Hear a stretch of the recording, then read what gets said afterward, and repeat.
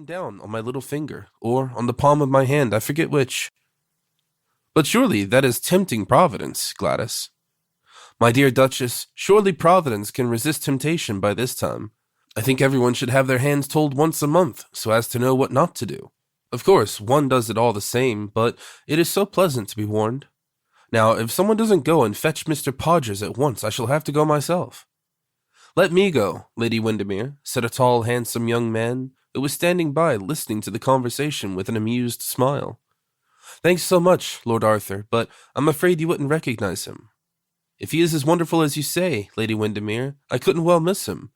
Tell me what he is like, and I will bring him to you at once. Well, he is not a bit like a chiromantist. I mean, he is not mysterious or esoteric or romantic-looking.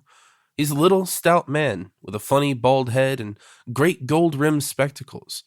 Something between a family doctor and a country attorney. I'm really very sorry, but it is not my fault. People are so annoying. All my pianists look exactly like poets, and all my poets look exactly like pianists. And I remember last season asking a most dreadful conspirator to dinner, a man who had blown up ever so many people, and always wore a coat of mail and carried a dagger up his shirt sleeve.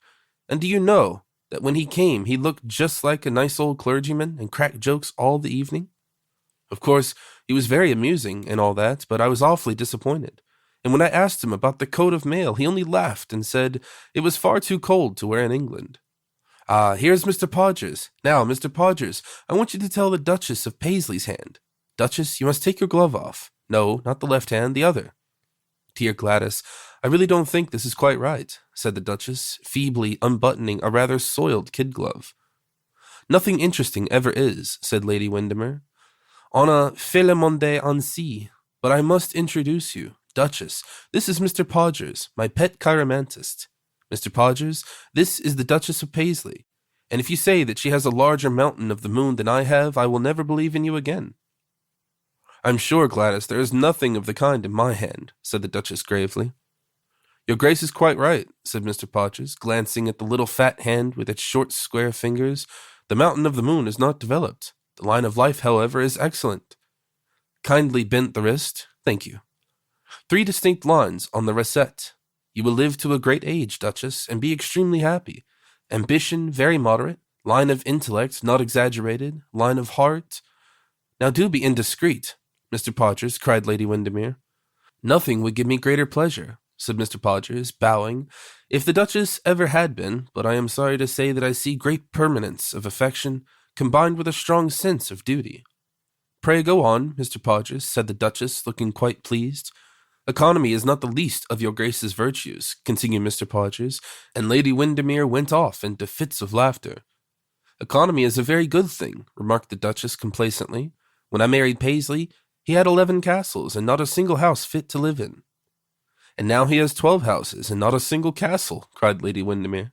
Well, my dear, said the Duchess, I like comfort, said Mr. Podgers, and modern improvements, and hot water laid in on every bedroom. Your Grace is quite right. Comfort is the only thing our civilization can give us. You have told the Duchess's character admirably, Mr. Podgers, and now you must tell Lady Flora's. And in answer to a nod from the smiling hostess, a tall girl with sandy Scotch hair and high shoulder blades stepped awkwardly from behind the sofa and held out a long, bony hand with spatulate fingers. Ah, a pianist, I see, said Mr. Podgers. An excellent pianist, but perhaps hardly a musician. Very reserved, very honest, and with a great love of animals. Quite true, exclaimed the Duchess, turning to Lady Windermere.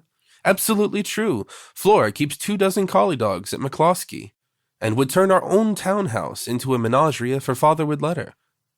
Well, that is just what I do with my house every Thursday evening, cried Lady Windermere, laughing. Only I like lions better than collie dogs. You're one mistake, Lady Windermere, said Mr. Podgers with a pompous bow. If a woman can't make her mistakes charming, she is only a female, was the answer. But you must read some more hands for us. Come, Sir Thomas, show Mr. Podgers yours. And a genial-looking old gentleman in a white waistcoat came forward and held out a thick, rugged hand with a very long third finger. An adventurous nature, 4 long voyages in the past, and 1 to come. Been shipwrecked 3 times. No, only twice, but in danger of a shipwreck your next journey. A strong conservative, very punctual, and with a passion for collecting